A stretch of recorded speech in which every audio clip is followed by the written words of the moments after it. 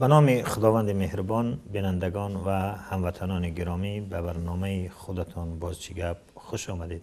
حالا همراه برادر باباجان قیومزاد هستم که انشاءالله همراه مرور به حوادث و اخباری امروز خواهیم کرد.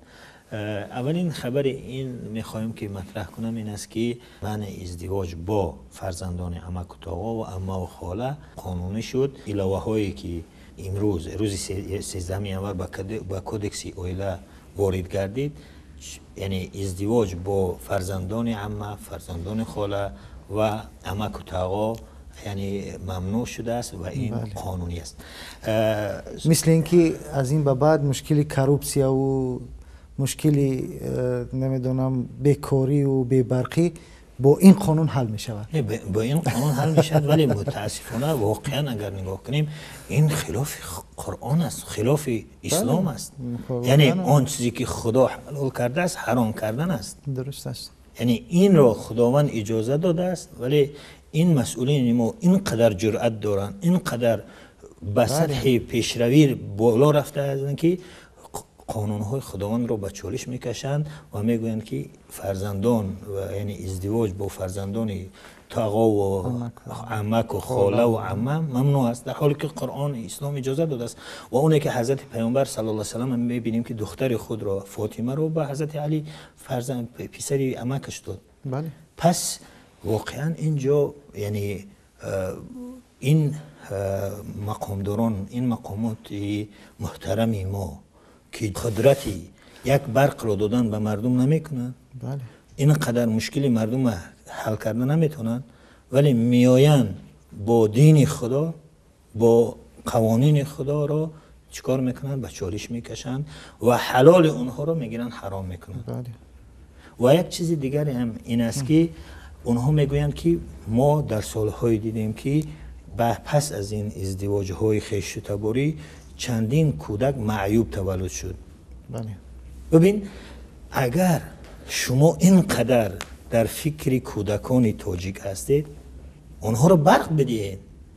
در ما گزارش نیست که چند کودک از خنکی، از سردی، از مشکلات برق چقدر ضررها دیدن. ببینید حالا شما یک جنبه بگیم که اعتقادی مسئله رو بررسی کردید، این کاملا درست است. من میخواهم واقعا هم همون چیزی که همون چیزی که شما گفتید، این اصلی قضیه رو به خاطر این مطرح کردن که سلامتی جامعه رو میخواهم با این رو تامین کنم. بله. خیلی خوب.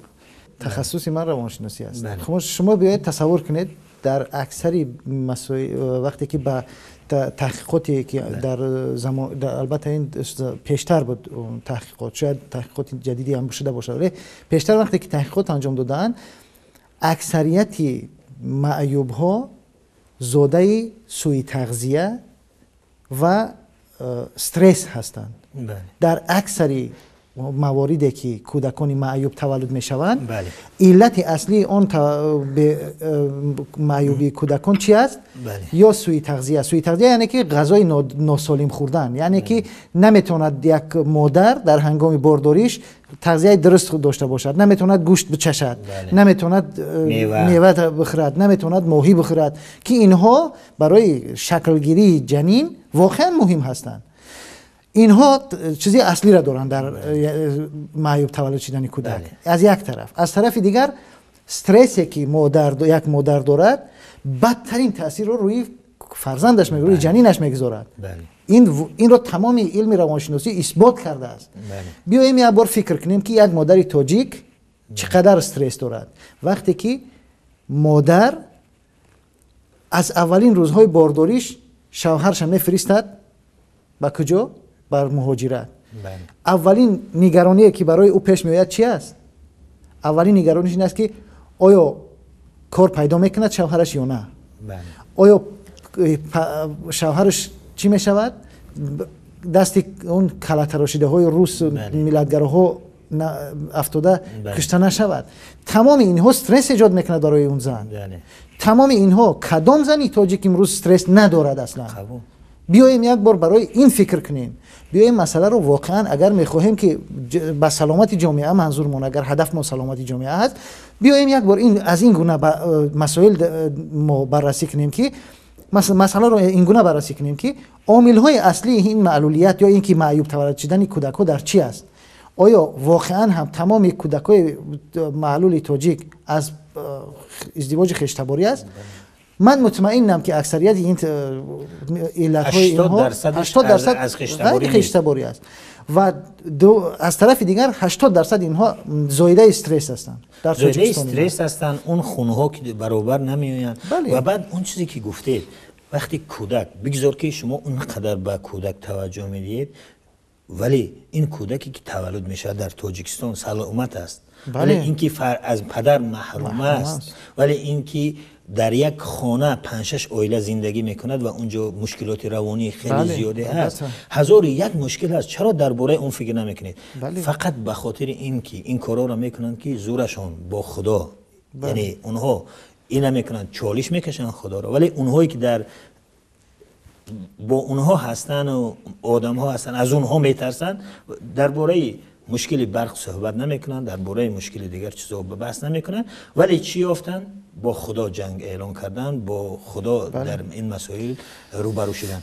ولی یک مشکل دیگر اینجا هست که این قضیه منع ازدواج با خویشاوندان رو سعادت امیرشاهی و اون سابق وکیل پارلمان پیشنهاد کرده بود، ولی هیچ یعنی دستگیری نیافت. ولی یک وقت رئیس جمهوری تاجیکستان وقتی که می رود در یک از همون جای کودک ها می بیند معیوب ها رو، حالت احساساتی میاد، در این باره صحبت میکند که این چیز است و بعد این کار حکومت یک کمیته تشکیل میکند و کی تا اینکه این مسائل رو پیگیری کند. ولی شما میدونید که کمیته چی است، یعنی آن چیزی که رئیس جمهور گفت اون رو انجام دید.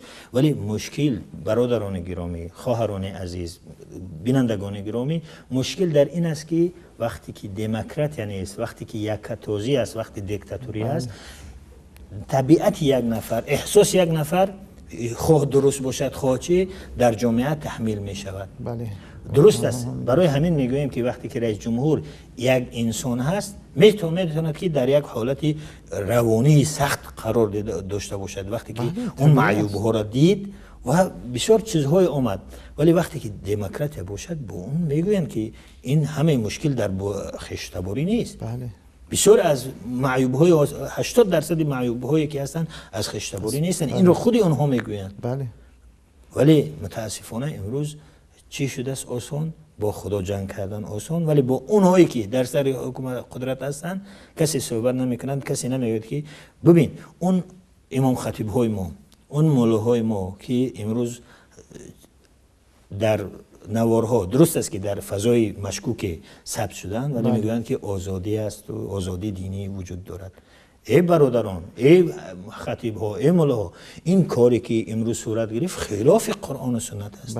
چرا صحبت نمی کنید؟ اگر آزادی دین همین است که شما اعلان میکنید، پس ببرید صحبت بکنید که این کاری که صورت گرفت برخلاف قرآن و سنت است. برخلاف مفتی چرا ساکت است؟ چرا آیا این را مگر مخالفت با قرآن نیست؟ چرا در این باره چیزی نمیگوید؟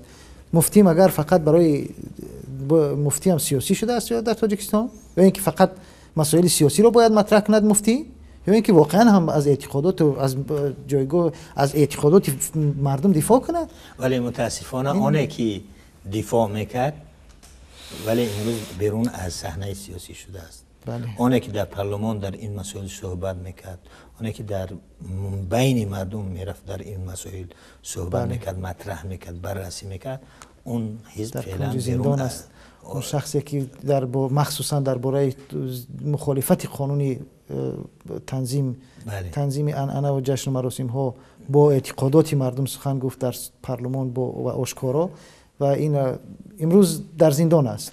شاید مفتی هم از این عاقبت این رو اندیشه میکند و با این مخالفت نمیکند، ولی واقعا فکر این رو بکنید که در زندان خداوند چی خواهد کرد، با اونجا چی خواهد گفت. بله، یعنی مفتی محترم از این که شما درباره سیاست و درباره حضور فلان و اعلان در کشورهای دیگر صحبت میکنید، مثل یک وزیر خارجه شده اید، این رو پرتوید از اعتقادات مردم، از ارزش‌های دینی مردم دفاع بکنید و حداقل شما یک بیانیه بکنید که بیانیه منتشر کنید که این خلاف قرآن است، این خلاف تعلیمات آموزه های دین اسلام است. آشکارا مخالفت با قرآن و با خدا کردن است. یعنی ببین، من یه چیز دیگر است اینجا. اصلا خداوند بسیار مهربان است، رحیم است. به انسان ها فرصت میدهد که توبه کنند. انسان رو یک بار در از جزا نمیدهد. ولی مطمئن باشید که خداوند به جزا هم نمیماند این گناه افراد رو. پس یک بار به فکری اگر امروزتون هستید و فکر فرداتون هم باشه. تنها امروزتون فکر نکنید مسئولین محترم، بخصوص اون شخصانی که امروز در مقام دین قرار دارند، در و یک مقام دینی دارند در جامعه، با منبرهای مسجد رو در اختیار دارند، بیاین سخنشون رو بگوین در این موضوع. دیگر مگر چی مونده است برای اونها؟ حلال کردن حرام خدا، حرام کردن حلال خدا، یعنی حرام کردن حلال خدا چی قدر در اسلام گناه بزرگ است. بیاین این رو واقعا عالمان دینی بیاین پیدا کنن که چی است جزای این گناه افراد. دیگر خبر این هست که دولت چالوف، یعنی مسئولین محترم ما در شهر کلوب تایید کردن خبری رو که دولت چالوف، این یکی از خانواده های عضوی خانواده مشهوری تاجیکستان چالوها به داعش در سوریه پیوسته است. یعنی اون به سوریه رفته است و فعلا همراه داعش هست. سوال اینجا است که وقتی که دولت چالوف به سوریه می رود، وقتی که گلمراد حلیموف می رود، وقتی که صدها تن دیگر از اونایی که کارمندانی حکومت دن، میار بودند، گنرال بودند، دیگر بودند، دیگر مقام های پایین تر بودند، اونها رفتند حکومت رو ترک کرده، رفتند به داعش و به دیگر پرده. ولی در برابر عبدالحلیم نظرزاده، اون از 30% مخالفین اینجوری را گرفته بود، درست مسئولیت ولی هیچ ربطی علاقه با حزب نهضت نداشت، خصوصا در وقت‌های اخیر. اون رو معاون وزیر دفاع بود. وزیر دفاعی که اون رو فقط پرزیدنت تعیین میکند. اون را آوردن در بالای حزب نهضت هستند، هیچگاه عضو حزب هم نبود، در بالای حزب زدن. وقتی که حکومتداران محترم ما به همین عقیده هستند که به همین اصول که یک نفر از یک گروه دیگر جا رفت، پس اون گروه رو باید ما متهم بکنیم. پس چرا این اصول رو فقط در مخالفین خود استفاده میبرند و برای خود استفاده نمیبرند؟ اگر شما میگویید که عبدالحلیم نظرزاده عضوی حزب بود و زمانی بود یا طرفدار حزب نهضت بود و بعد اون این حزب رو چی بلاهای به سر مسئولین این حزب، به سر این حزب مردمی آوردید، چرا شما انصاف نمیکنید بگید که بله پس حکومت هم اونهایی که وقتی دولت چالوف، وقتی که گلمراد حلیموف، وقتی دیگرها به این احزاب می پیوندن، به این گروه ها می پیوندن، چرا نمیگوید که حکومت هم تروریست است؟ یعنی منطق همین چیزا میگه. وقتی که من یک نفر بیرون میرود از یک گروه و دیگه جو من اون را متهم میکنم، پس از من هم رفت، همون چیز باید تطبیق شود، همین اصول. ولی متاسفانه داریم که ما یعنی این هم باز همون میگردد به اقدام های اشتباهی حکومت. ببین همون تهمت بودن اصلا بسیاری چیزها رو این روشن میکند. ببینید ما اگر دلیلی مثلا تروریست اعلان کردن حزب نهضت اسلامی تاجیکستان رو آوردن با چند نفر که گویا که اونها مثلا میخواستن اثبات کنن، نتونستن، اون گروه هایی که گویا که چند نفر به گروه های افراطی پیوسته است و با تهمت ملا قربان منانوف رئیس حزب نهضت اسلامی تاجیکستان در ناحیه نارک امروز در شهر نارک امروز در زندان قرار دارد با تهمتی که گویا وی با داعش ارتباط داشته باشد و اینها، که تمامی مردم، کسی که او را میشناسد مطمئن است که او هیچ ربطی به داعش ندارد و او کاملا مخالف این گونه گروه ها و سازمان ها بود، ولی اون امروز با تهمت بردن زندانی کردن. ببینید با آمدن چندین چیزها را استفاده کردن، آمدن حاجی حلیم نظرزاده رو آمدن به حزب نهضت ربط دادن، در حالی که ما باید درست‌تر نگاه کنیم. اصلا نظرزاده رو کی معاون وزیر دفاع کرد؟ نهضت؟ چرا معاون وزیر دفاع؟ مگر او رو نهضت انتخاب کرد؟ اون که کیها باز شما از نهضت دیگر نمیپرسید که کی را وزیر بمانید یا کی را سفیر بمانید. پس اون باید جواب بگوید برای نظرزاده، نه نهضت. دومش وقتی که درباره این چیزها سخن میگویم، گلمراد حلیموف اگر نظرزاده زمان به خاطر نهضتی بدنش نهضت را متهم میکنید، گلمراد حلیموف یکی از مهمترین افرادی این چیز بود، بگیم که نیروهای مخصوصی تاجیکستان بود. بله. در زمانی که در اونجا فعالیت داشت از اونجا رفت بیرون. این رو کی مسئولیتش به عهده دارد؟ چرا کسانی که با گلمراد حلیموف بگیم که پرورده آنها بود و آدمی نزدیک آنها و دوستی آنها بود، اونها جواب نمیگویند؟ اونها داعشی و تروریست نمیشوند؟ باید در اینجا هم ذکر درست است، در اینجا هم ذکر کنیم که حاجی حلیم نظرزاده هیچگاه عضوی رسمی عضوی حزب نهضت نبود. بله. و هیچگاه کاری حزبی هم نداشت. ولی تهمت کردن بالای حزب نهضت. و واقعا اون زنهای اسیانگر در ملاقات‌های سودکبیری در منطقه ها میگفتن که محیدین کبیر، یک محیدین کبیری بچه‌های ما را به سوریه نفرستید. بله واقعا. امروز کی میفرستد؟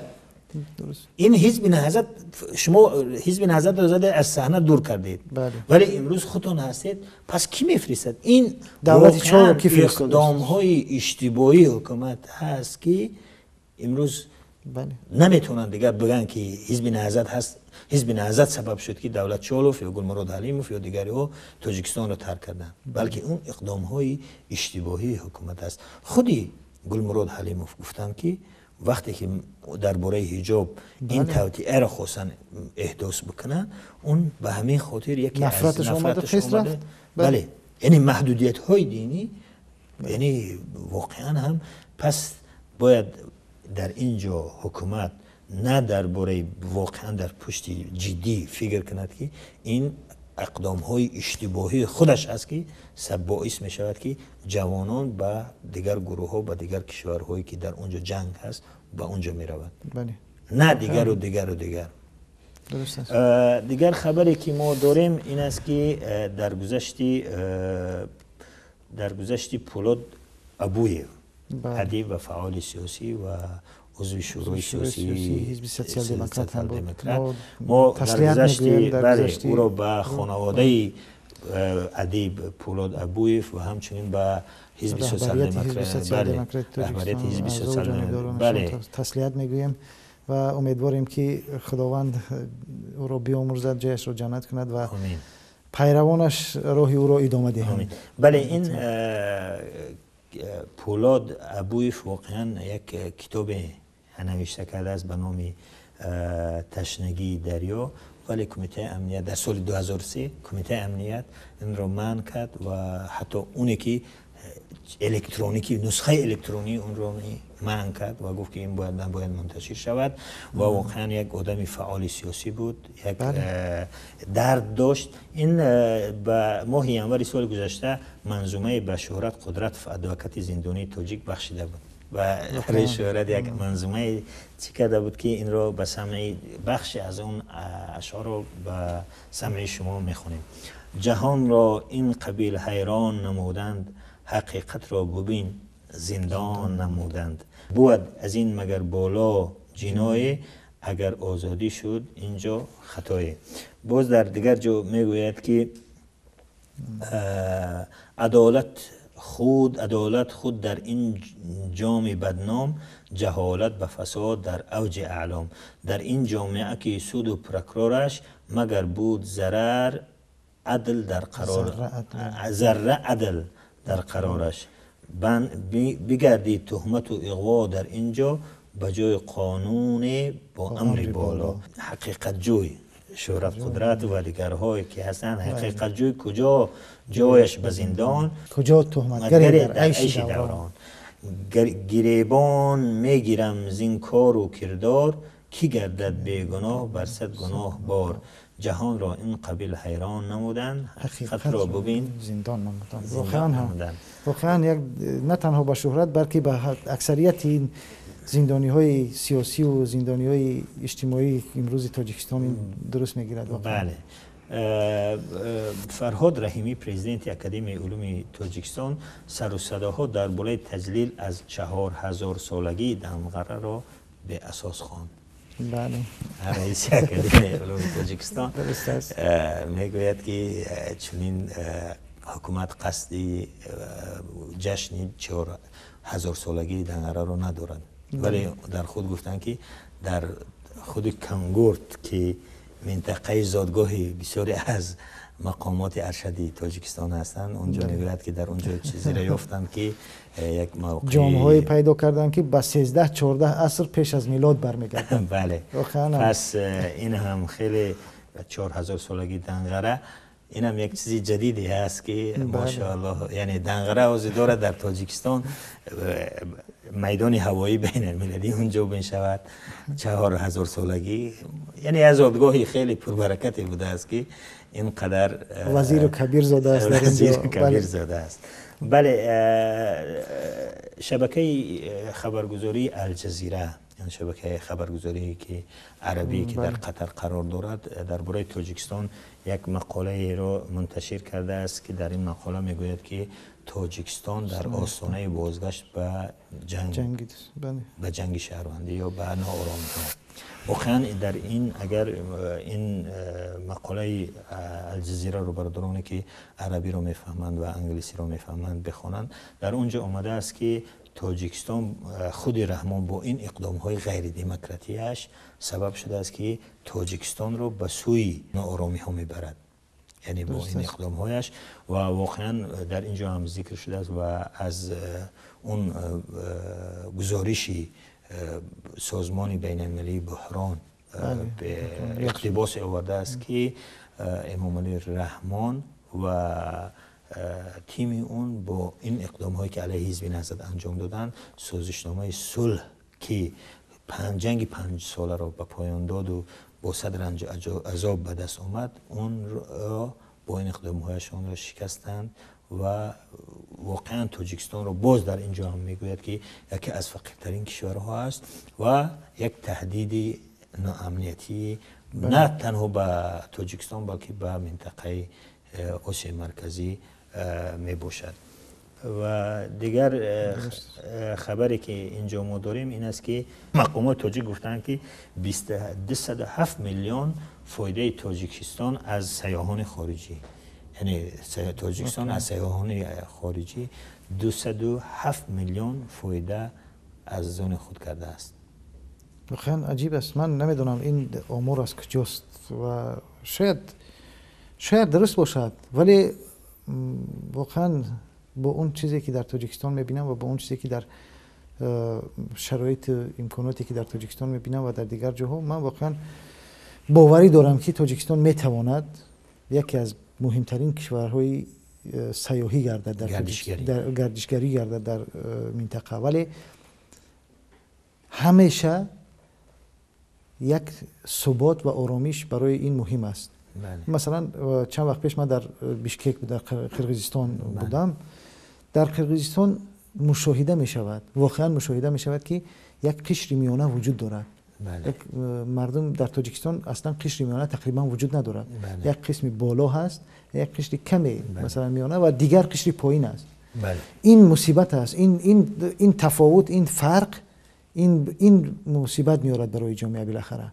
ولی در قرقیزستان مشاهده می شود که یک قشر میانه وجود دارد. از طرف دیگر دیده می شود که مکانهای سیاحی الکی سرمایه گذاری می شوند و یک رو به بهبودی میارند.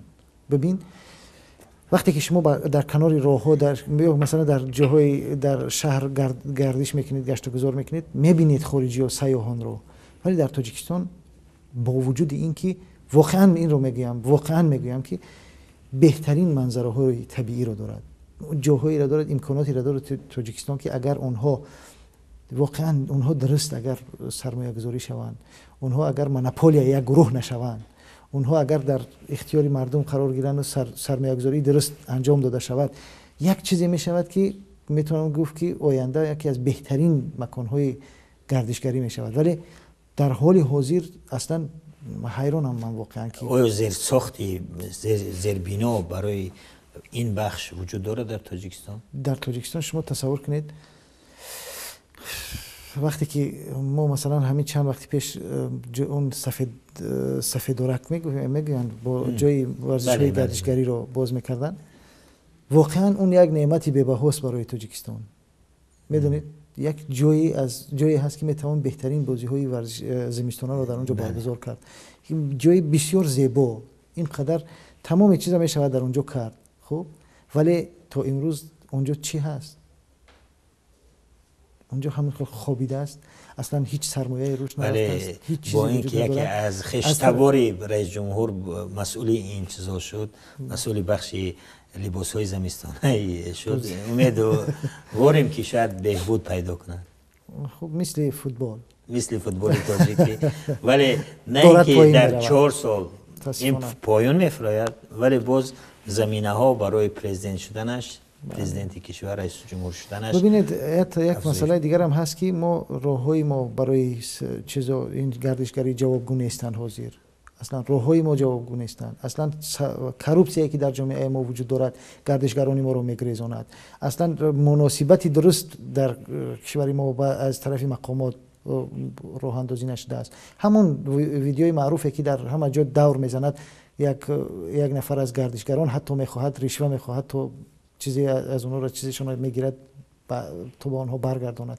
اینها همش گردشگر را میگریزاند. اینها دلیل این است که ما پتانسیلی که ما داریم، اون چیزی که تاجیکستان دارد، یک گروه نمیگذارند نه تا که اون مثلا درست به جمهوریان برسد و مردم به اونها به اونجا جلب شود. نمیدونم از کجا ما اومدیم به دوشنبه وقتی در فرودگاه فرآمدیم، بسیار با آواز بلند تاجیک‌ها این طرف، میمونو خارجی‌ها این طرف. بله. یعنی با این نوع رفتار، با این آیا میشه شما جلب کنید؟ یکی از برادران ترکیه که در مسئله در بخش گردشگری بسیار یکی از پیشتازه ها است، کشورهای پیش صف و پیشتازه ها است. اون برادر عزیز ما تاجیکستان رفته بود، برادر ترک، و ورزاب هم رفته بود و بعضی جا را گشت. اومد خلاصه میکند که تاجیکستان بهشت است. واقعا میگه خیلی خوب است. متاسفانه شما نتوانستید که این منظره خوب، این کشوری زیبا، کوهسار و طبیعی رو به جهانیان تقدیم کنید. ببینید ترکیه که درست است واقعا جای تاریخی اینها دارد، ولی به شکل بهتر میتونه تقدیم کند. این رستوران هایی که دارد، این شرایطی که دارد، راه‌هاش رو ببینید، امنیتش رو ببینید، اصلا مناسبتی مردم، کروپسیا وجود ندارد، احترام پلیس به شهرونداش ببین، قدر و جایگاه شهروندی خودش ببین. تمام اینها، یا اینکه مثلا ماشین ها چی میگن، نقلیاتی مسافربر را ببین، مثلا از مترو و متروبوس و پاییز و تمام چیزا به طرز فراهم کرده است که اصلا برای گردشگران خیلی جالب است. اینم یعنی ما وقتی که در خوجند بودیم، این دریای سیردریو خیلی واقعا میبینید اینقدر جای خوب، جای گردشگرها است، ولی اون را کی میسازد؟ اون را یک ملتی میسازد که آزاده باشد، فکر کند، کروپسی نداشته باشد، تا اینکه اونجا رو بسازد مردم. همین دریای دوشنبه خودمان واقعا از وسط دوشنبه میگذرد. وقتی که شما بگاه از در کناری اون قدم میزنید، اگر اون واقعا اینو میگم، اگر یک حکومتی درست می بود تا امروز اون مردمی واقعا مردمی انتخابی می بود، تا امروز اون دریا باور کن بهترین دریاچه شده بود. امروز می روید شما در کنار اون همیشه می بینید، اگرچه در بعض جاهاش یک پاککاری ها و درست کردن ها و تعمیرات شده است، انصافا از این باید نگذریم. این واقعا وجود دارد، یک کمی اینجا رو درست کردن، ولی به خود دریاچه مثل اینکه فکرشون نمیرسد. مثل اینکه واقعا هم اگر اون یک آبی درستی مثلا درست پیشش مثلا درست کرده شود، یا طرزی که همون آب مثل همین دریاچه‌ای که در بحری که در ترکیه هست، درست است مثل بحر نمیشود، ولی اون هم اگر یک آبی تازه داشته باشد در داخلش و در لب اون مثلا چیزهای دیگر وجود داشته باشد و مکان‌های استراحتگاه ها و نمیدونم چایخانه ها و اینها، میدونید اون فضا کاملا دیگر میشود. ولی همون هم به خاطر همین کروپسیا، به خاطر همین غیر مردمی بودن، به همون شکل در تاجیکستان عادت شده است که مقامات بالای ما، ارشد و رهبر اول، همیشه میخواد که بخش ها با حشرکی، با اون نظام سیستم قدیمه که با حشرکی تشویق کردن یک تاجر که باید پول یعنی سرمایه گذاری کنند، ولی واقعا به این نوع پیشروی نمیشه. جهان پیشرفته است. اصلاحات ریشه‌ای در تمام ساحه‌های کشور نیاز هست و ما با تنها با راه اصلاحات ریشه‌ای در قانون‌ها و در سیاست‌هامون داریم، ولی نه این اصلاحاتی که امروز میارن تغییر میکنند و یک ما رو به یک کشوری پادشاهی و به سینی پرزیدنتی رو به خاطر یک نفر از 35 به 30 بیارن. نمیدونم حرکتی یک اویله در همه امتیازها باشد ولی 8 میلیون مردم بیچاره در عذاب در مشکل. بینندگان گرامی و برادران و خواهران عزیز، این بود برنامه بازشگب. تا بازدید آینده، خدا حافظ و ناصر شما باد.